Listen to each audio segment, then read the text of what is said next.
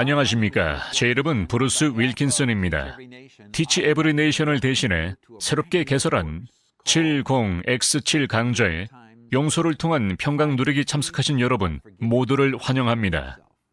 이 강좌를 들은 사람들의 피드백처럼 여러분의 삶은 변할 것입니다. 사람들은 용서하지 못하는 괴로움에서 벗어나는 방법을 알게 되었습니다. 상처를 준 다른 사람들을 용서하게 되었습니다. 용서를 통해 자신을 옥죄던 괴로움의 늪에서 벗어나고 자유를 만끽하게 됐습니다. 여러분은 용서에 관한 7가지 가르침을 함께 공부하면서 놀라운 경험을 하게 될 것입니다. 예수 그리스도가 가르쳐준 5가지 행실 요소가 여러분을 완전한 용서에 이르게 할 것이라 믿습니다. 많은 사람들이 용서함을 통해 해방감을 맛보길 원하지만 결과는 무참히 참패할 뿐입니다. 이유가 뭘까요? 온전한 용서로 이끄는 하나님의 강력한 인도하심을 배우지 못했기 때문입니다. 우리는 먼저 자기 자신을 용서하는 법을 배울 것입니다. 우리 중 많은 사람이 평강을 누리지 못하는데요. 아무리 노력을 기울여도 먼저 자신을 온전히 용납하고 용서하지 못했기 때문입니다. 하지만 이번 강좌는 자유를 선사할 것입니다. 지난주에 친구 한 명이 보낸 메시지가 있는데요. 지난 이틀간 나 자신을 완전히 용서할 수 있었어요. 14살 된 이후로 이처럼 자유로움을 느낀 적이 처음이에요. 수치감, 자기 연민, 죄책감, 두려움, 공포에 묶여 34년이란 긴 세월을 수치심에 갇혀 낭비했어요. 이 과정에서 하나님은 신실하게 내 곁을 함께 지켜주었고 난 이제 자유예요. 이 강좌에 수고해 주신 목사님께 감사합니다. 놀랍지 않으신가요? 자, 이제 여러분은 70X7 강좌를 촬영한 남아프리카 공화국에서 저희와 함께 할 텐데요. 사실 이 강좌는 용서를 통해 누리게 될 기쁨과 자유를 애타게 찾는 전 세계 20여 개국 수천 수만 명의 시청자에게 동시 방영될 예정입니다. 에필로그 영상을 촬영하는 이 순간에도 우리 팀은 이 강좌를 아랍어로 번역하고 있는 중입니다. 전 세계 수많은 60여 개국에서 방영을 계획 중입니다. 특히 혼돈의 중동 지역을 중점적으로 말이에요. 오늘날만큼 용서에 대한 이유와 필요가 절실한 때도 없는 것 같습니다. 지금 이 자리에 함께한 여러분은 어떠신가요? 나눠드린 워크북과 The Freedom Factor, Finding Peace by Forgiving, Others and Yourself 책을 함께 보겠습니다. 참 용서의 본을 보이기 위해 친히 이 땅에 오신 예수님께서 주신 용서의 선물을 배우고자 참석하신 모든 분들께 감사를 드리고 싶습니다. 마음의 문을 여시고 용서와 회복의 장으로 초대합니다.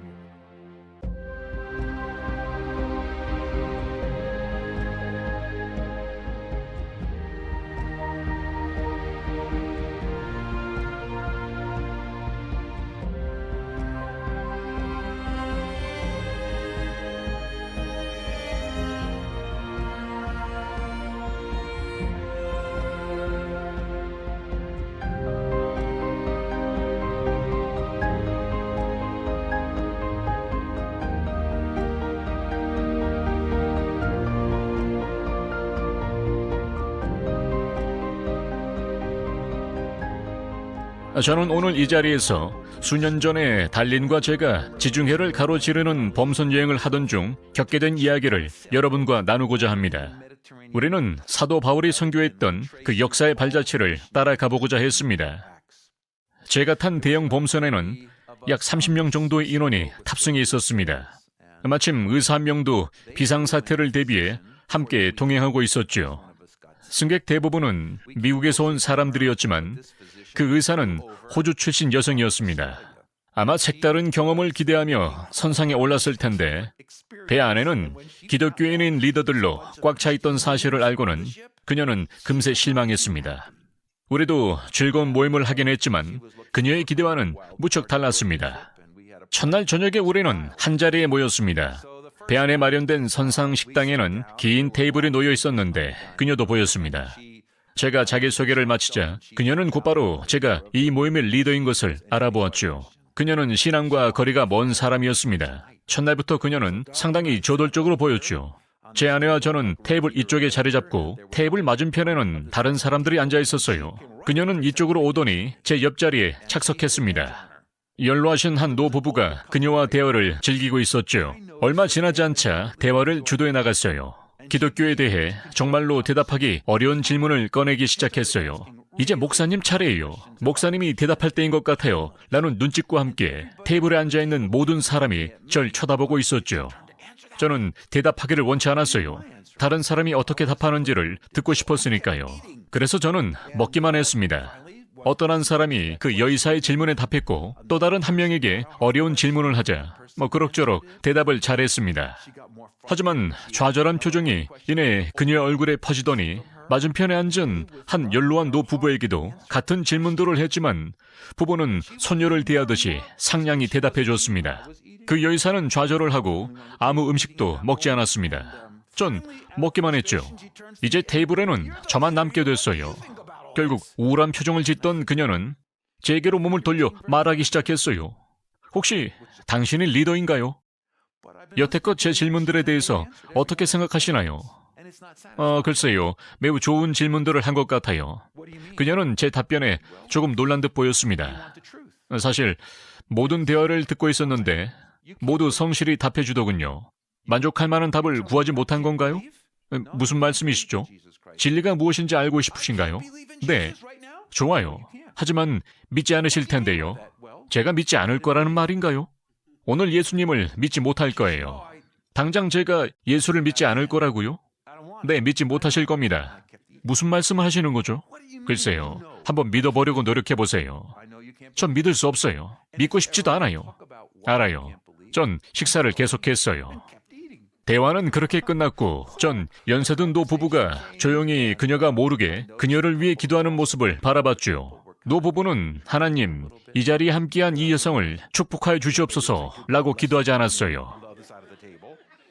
다음날 아침이 되자 우리는 아침 식사를 하기 위해 선상 끝에 놓인 계단을 따라 올라갔습니다.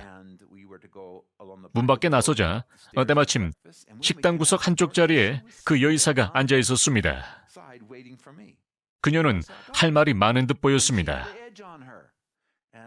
전 좋은 아침입니다 라고 인사를 건넸죠. 목사님을 기다리고 있었어요. 전 가끔 이런 일이 일어나 식사 시간을 놓친 경험이 있어 얼른 달린에게 고개를 끄덕였죠. 아내는 곧장 식당으로 발걸음을 옮겼고 저와 여의사는 함께 자리에 앉았습니다. 무슨 일인가요? 지난밤 한숨도 자지 못했어요. 왜 주무시지 못했죠? 어제 제가 믿지 못할 거라는 말씀하셨잖아요. 이유가 뭔지 궁금했어요. 정말 알고 싶으신가요? 네.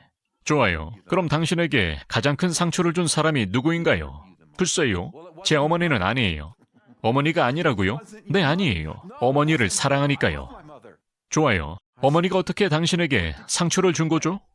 아니요. 왜 어머니가 그랬는지 전 이해합니다. 전 그 질문을 하지 않았어요. 그녀가 뭘 한 거죠? 아니요. 어머니는 결코 아무것도 하지 않았어요. 전 어머니를 사랑해요. 어머니도 절 사랑하고요. 어머니를 비혼하지 않아도 돼요. 어머니를 궁지에 몰려고 하는 게 아니니 어머니가 당신에게 어떤 상처를 주었는지 얘기해보세요. 글쎄요. 그 일이 제가 믿을 수 없다는 사실과 어떤 상관이 있다는 거죠?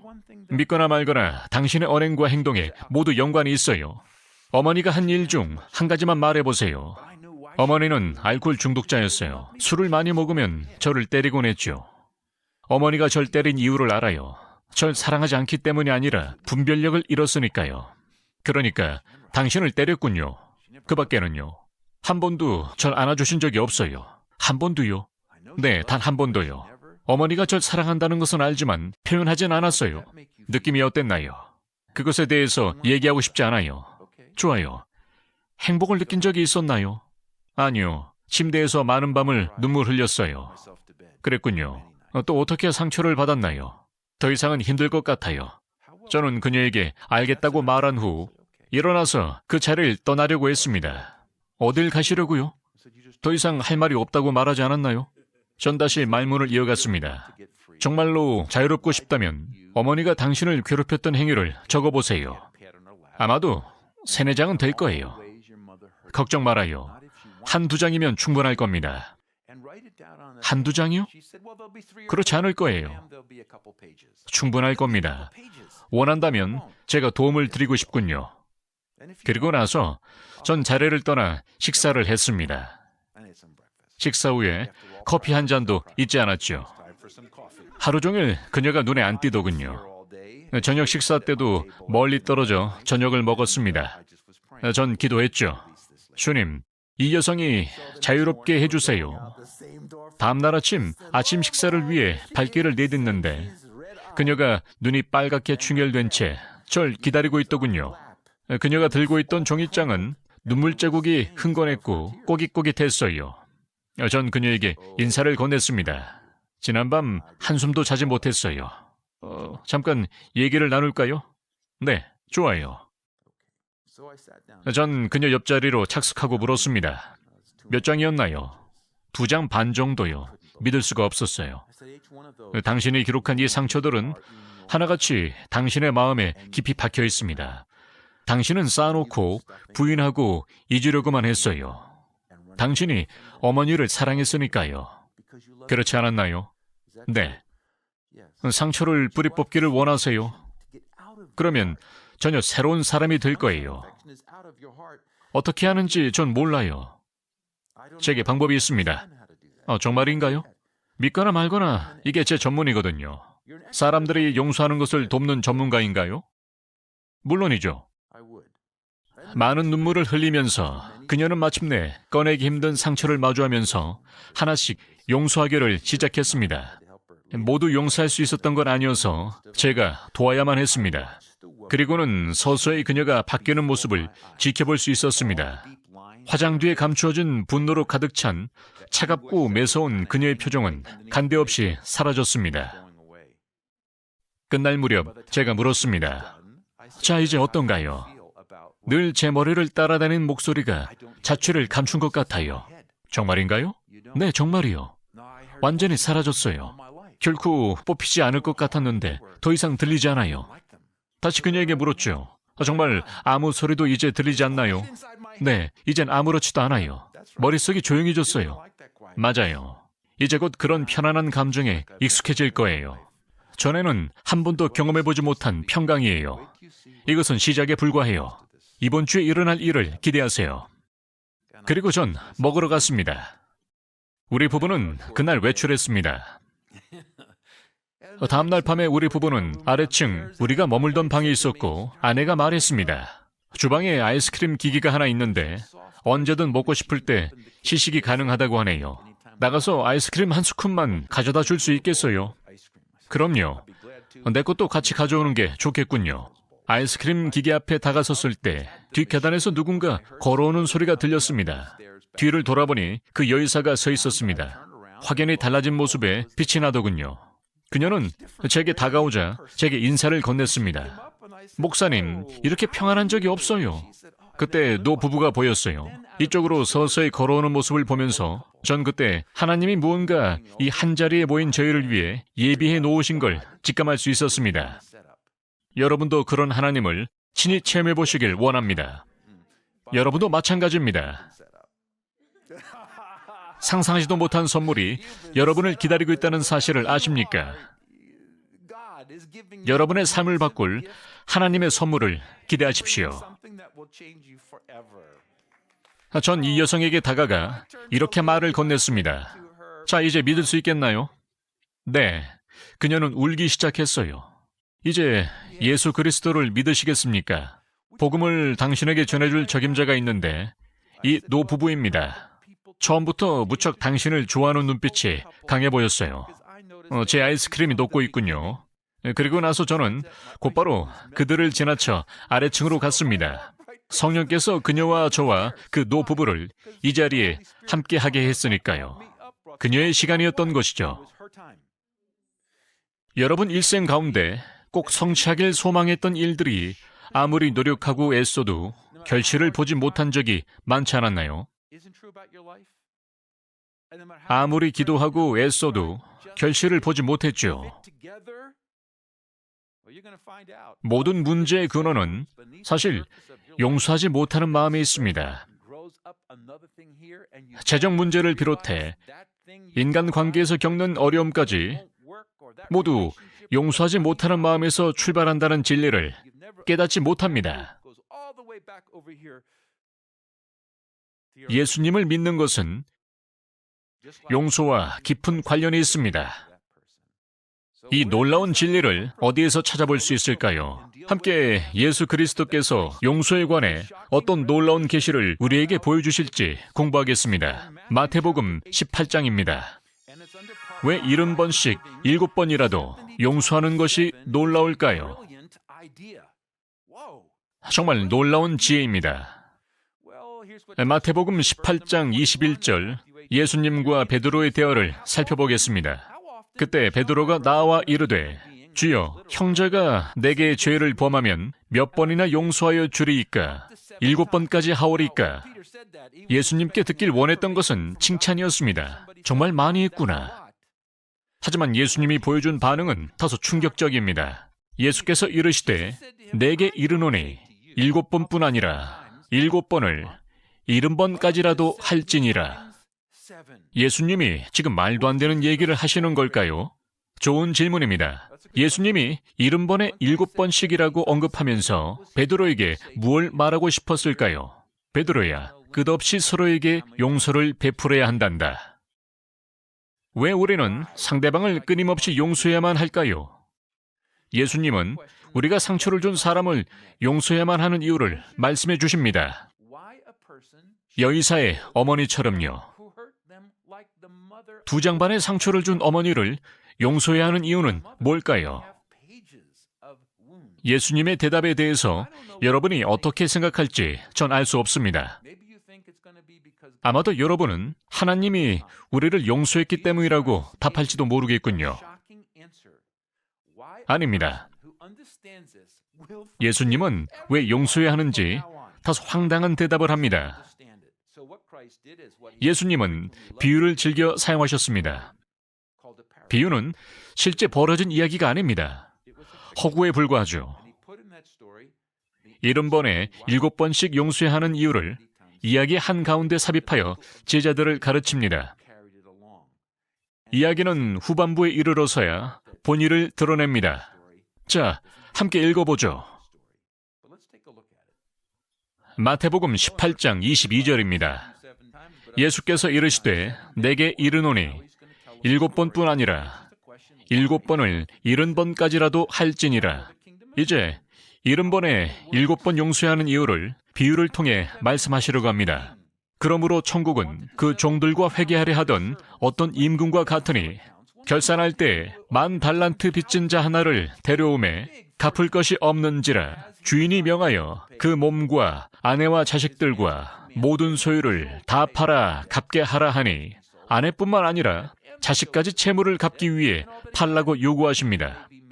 아마도 굉장히 심각한 트라우마에 빠졌을 것입니다. 너무나 큰 액수입니다. 그 종이 엎드려 절하며 이르되 내게 참으소서 다 갚으리이다 하거늘 그는 자신이 빚진 어떤 것도 갚을 수 없는 지경에 처해 있습니다. 갚기에는 어마어마한 금액이기 때문입니다. 그 종의 주인이 불쌍히 여겨놓아 무슨 일이 일어난 걸까요?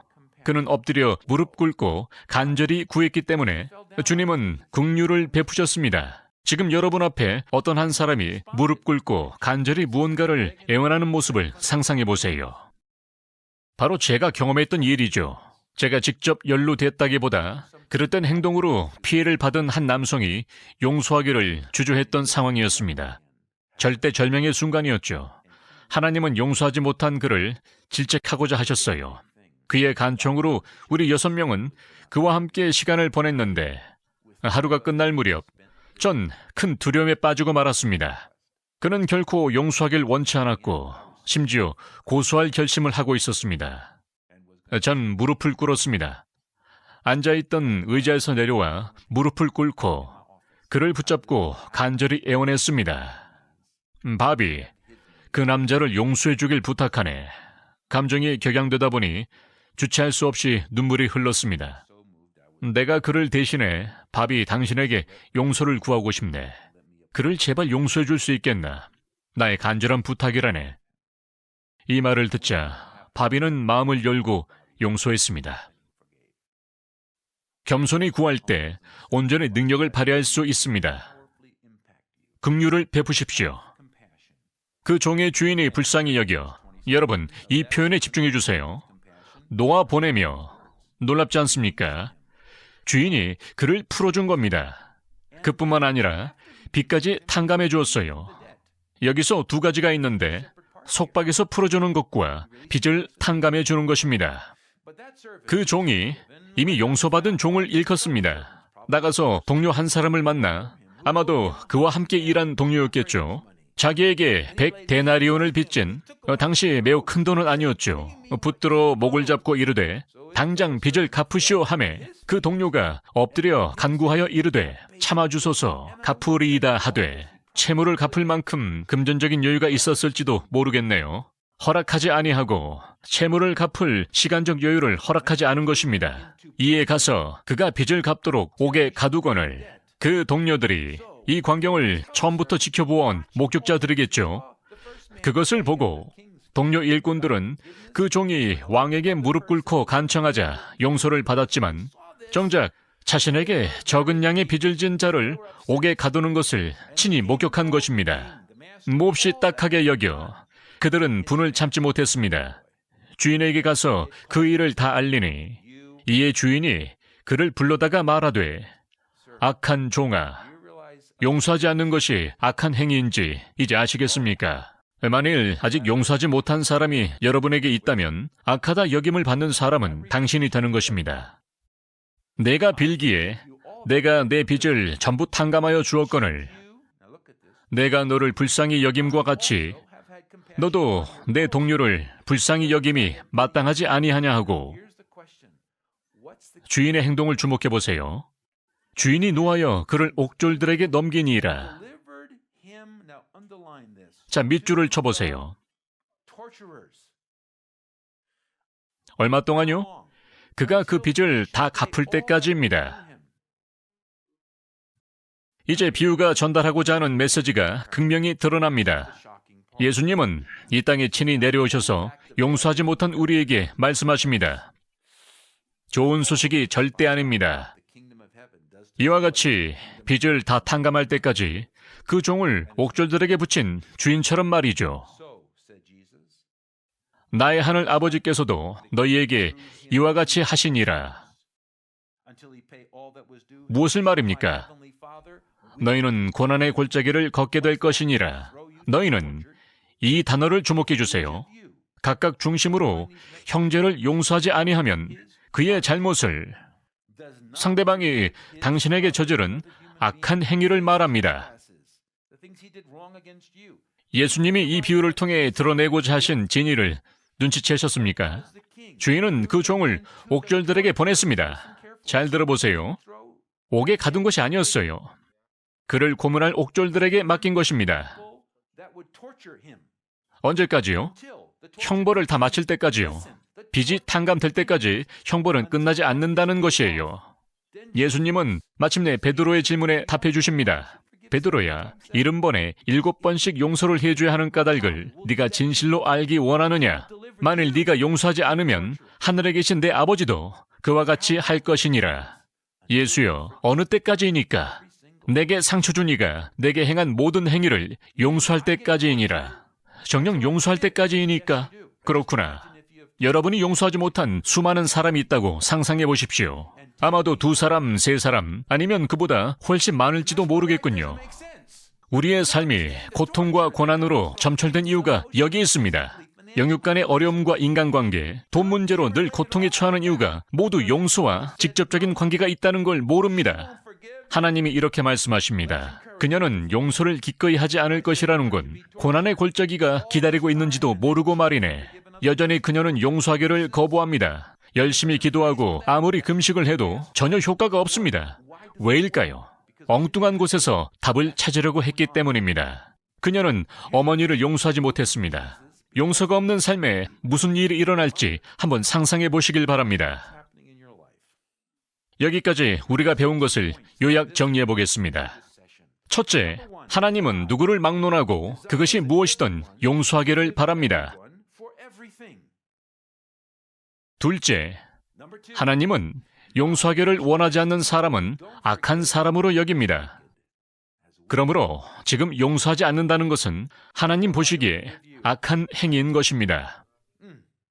셋째, 하나님은 용서하지 않는 사람에게 고난을 허락합니다. 오해하지 않기를 바랍니다. 하나님이 직접 고난을 주시는 것이 아닙니다. 잊지 마십시오.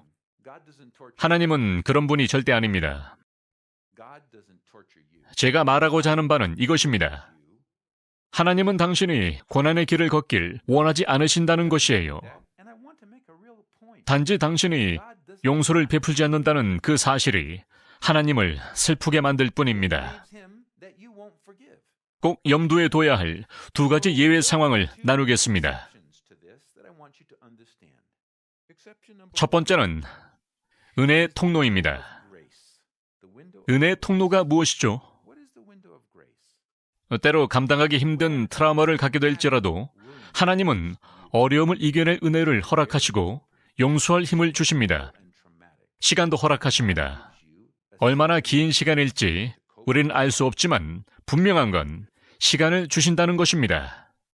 한때 제가 너무 깊은 상처에 허덕이고 있을 때 전 하나님께 부르짖은 적이 있었습니다.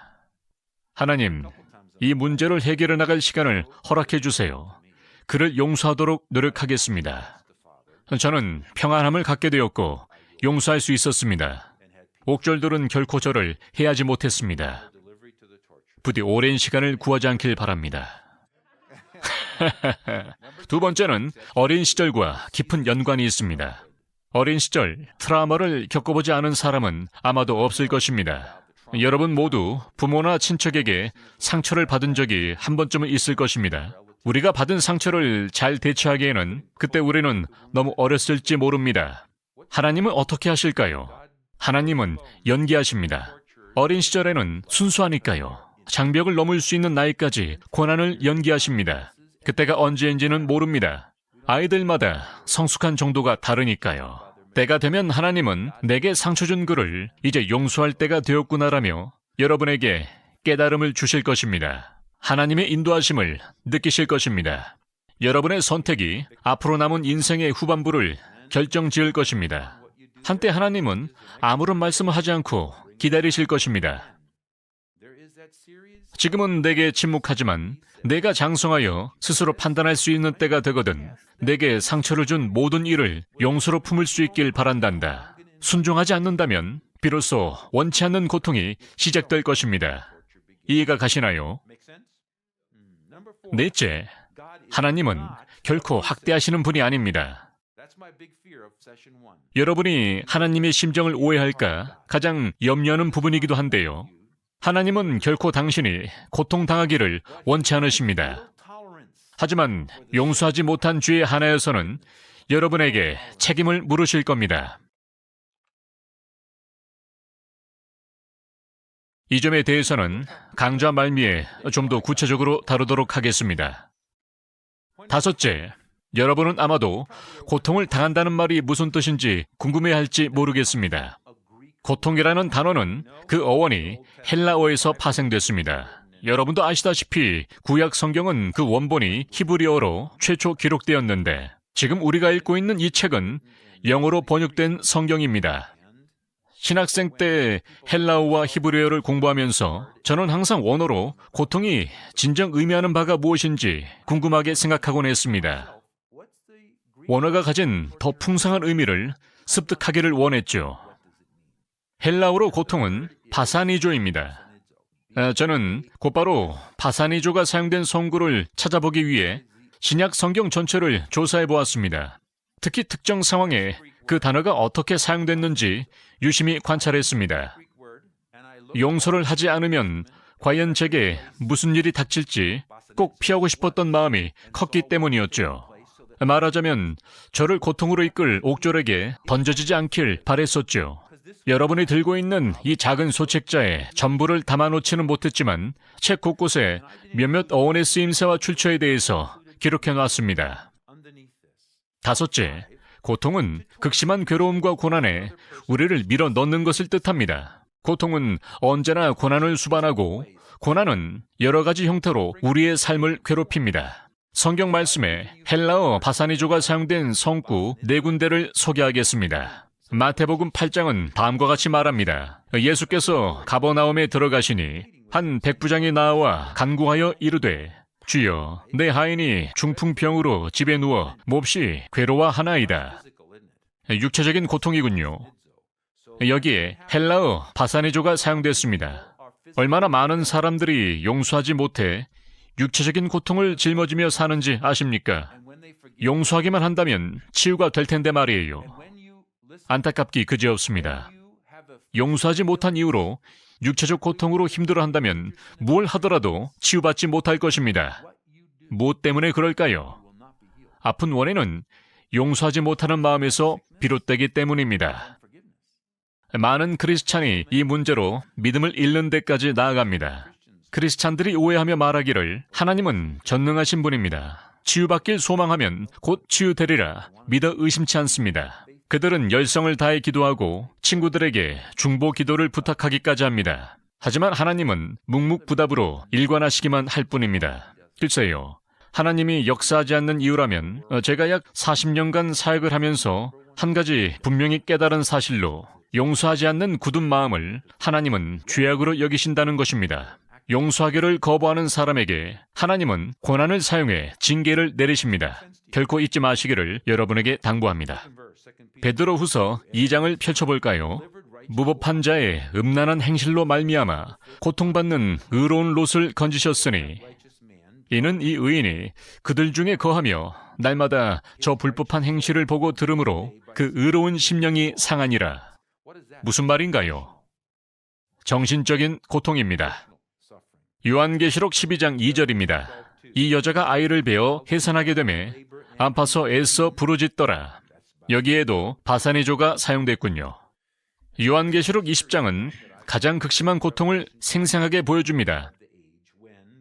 또 그들을 미혹하는 마귀가 불과 유황못에 던져지니 거기는 짐승과 거짓 선지자도 있어 세세토록 밤낮 괴롭힘을 받으리라. 여러분도 이 얘기를 많이 들어봤을 텐데요. 우리가 겪는 육체적, 정신적, 정서적, 금전적 문제와 인간관계에서 시작한 모든 고통이 항상 용서하지 못한 죄악에서 비롯된 것은 아닙니다.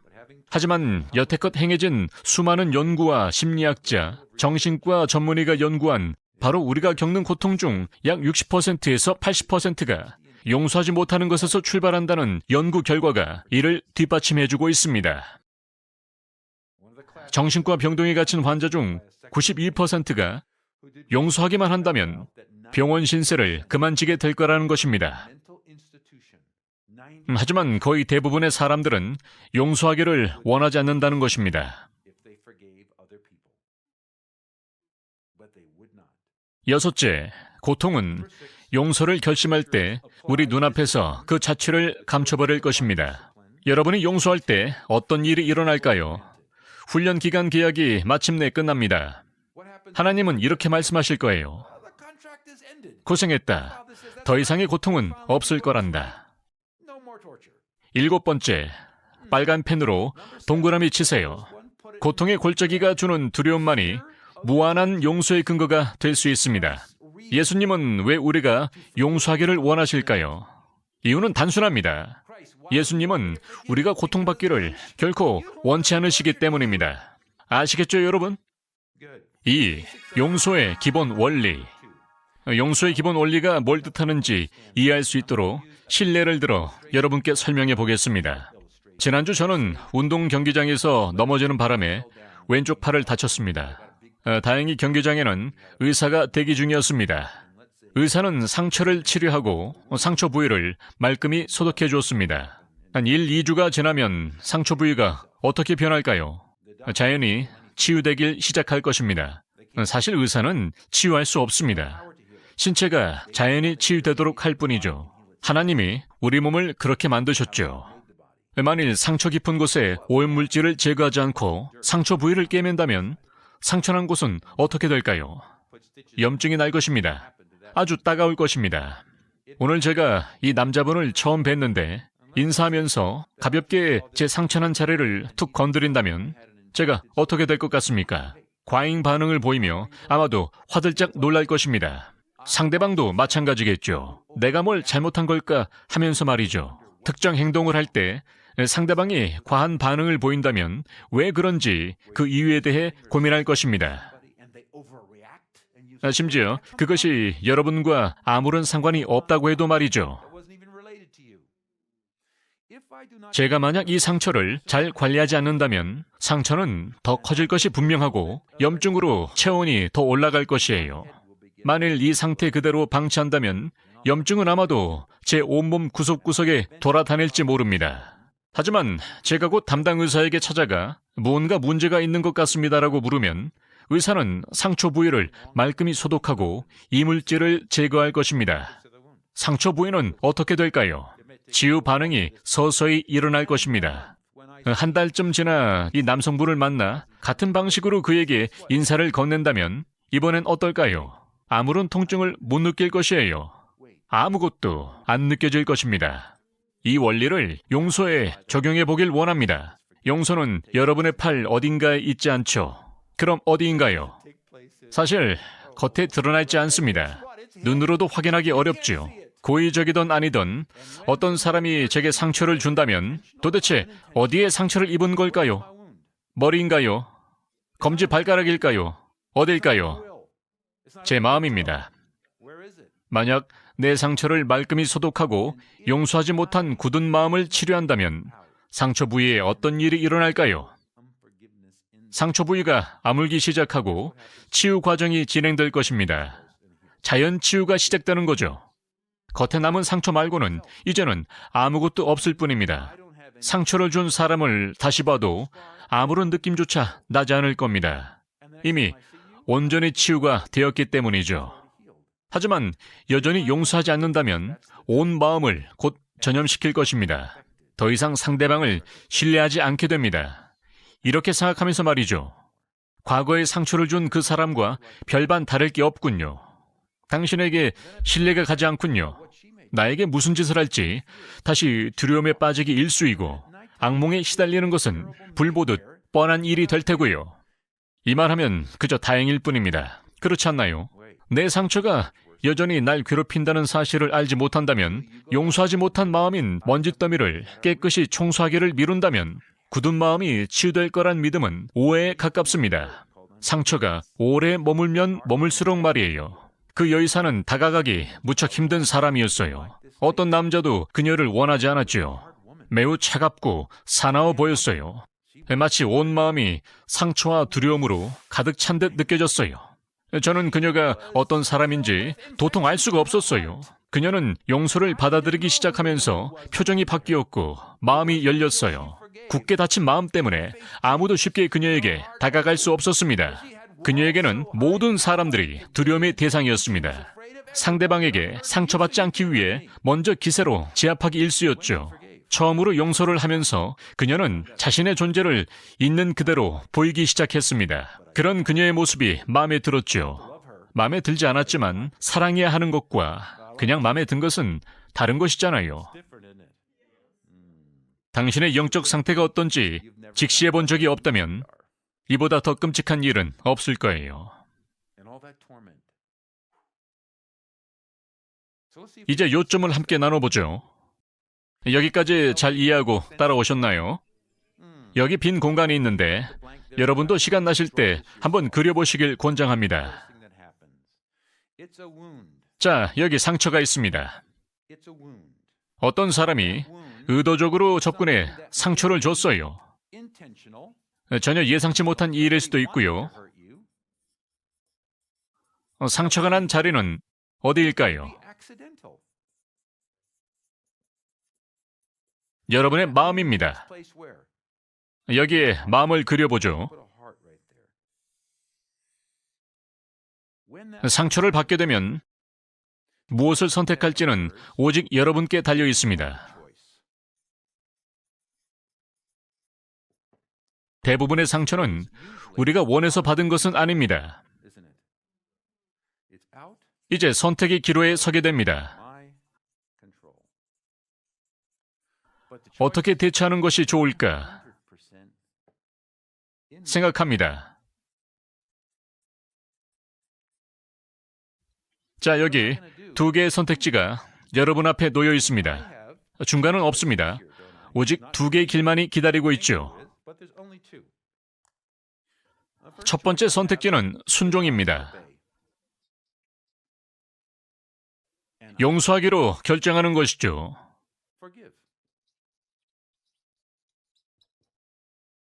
예수님은 우리가 용서하기를 원하십니다. 다른 하나는 불순종입니다. 우리는 용서하지 않기로 선택할 수 있어요.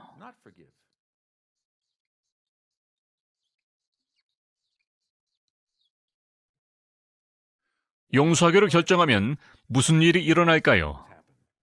제게 치유가 일어납니다. 제 마음도 치유됩니다. 하나님이 축복을 내려주십니다. 하나님은 언제나 용서하는 자에게 축복을 아끼지 아니하시는 분입니다. 용서하지 않는다면 고통받을 것입니다. 하나님은 축복이 아닌 징계를 하십니다. 하나님이 일하시는 방식이죠. 꽤 간단하죠. 저는 여러 곳을 다니면서 다양한 사람들을 용서하도록 도운 경험이 있는데요. 어떤 한 사람이 용서가 필요한지 아닌지 어떻게 제가 알아맞힐 수 있을까요? 자, 오늘 저와 여러분이 지금 이 자리에 함께 앉아 이야기를 나누고 있다고 가정해보죠. 제가 무슨 말을 할까요? 용서하지 않는 것이 있다고 제가 생각한다면 간혹 고통을 겪고 있으신가요? 왜 제가 이런 질문을 하는 걸까요? 예수께서 말씀하셨듯이 우리가 용서하지 않는다면 우리가 겪게 될 것이 무엇이라고요? 고통입니다. 여기 잠깐 주목해 주세요. 집중해서 들어주시길 바랍니다. 예수님이 이르기를 용서하지 않는다면 당신은 이라고 말씀하셨지 용서하지 않는다면 우리 중 몇 사람만 이라고 결코 말씀하지 않으셨어요. 그래서 제가 어떤 사람을 돕고자 할 때 원인을 모른다고 가정해 보겠습니다. 원인이 무엇인지 모른다면 어떻게 그들을 자유롭게 할 수 있을까요? 여러분이 꼭 해야 할 일은 원인을 꼭 찾아내야 한다는 것입니다. 이것만이 유일한 길입니다. 제가 머릿속으로 이렇게 생각해 보다가 결혼을 이 지경으로 만든 이 모든 트라우마는 과거를 용서하지 못한 마음 때문일 거야. 만일 내가 이들을 용서하도록 돕는다면 결혼 생활이 나아질 수 있겠지. 제가 이것을 적용해 봅니다. 그저 의사가 와서 입을 벌려보라고 하는 것과 크게 다르지 않아요. 입을 크게 벌려보세요. 귀를 대주세요. 의사는 지금 무엇을 하고 있는 건가요? 문제의 원인이 뭔지 하나하나씩 살펴보고 있는 겁니다. 저도 마찬가지입니다. 예수님께서 알려주신 지혜를 사용합니다. 용서하지 않는다면 하나님께서 고통의 골짜기를 통과하도록 만드실 것입니다. 하나님이 바라시는 것은 모든 사람들이 용서하는 것입니다. 당신이 지금 돕고 있는 이 사람이 억압으로부터 벗어나 자유를 찾을 수 있도록 하나님께 무엇이 원인인지 묻고 이렇게 질문해 보십시오. 때때로 고통의 나날을 보낸 적이 있지 않았나요? 놀라운 일이 벌어질 겁니다. 하나님이 고백하도록 인도하실 것입니다. 하나도 가감없이 말이죠. 고개를 살짝 숙이고는 아마도 이렇게 말할 거예요. 네, 사실 전에는 한 번도 생각해 본 적이 없었어요. 사실 그런 적이 꽤 있었습니다. 심지어 아직 용서에 관해 아무런 이야기조차 꺼내지 않았는데 말이죠.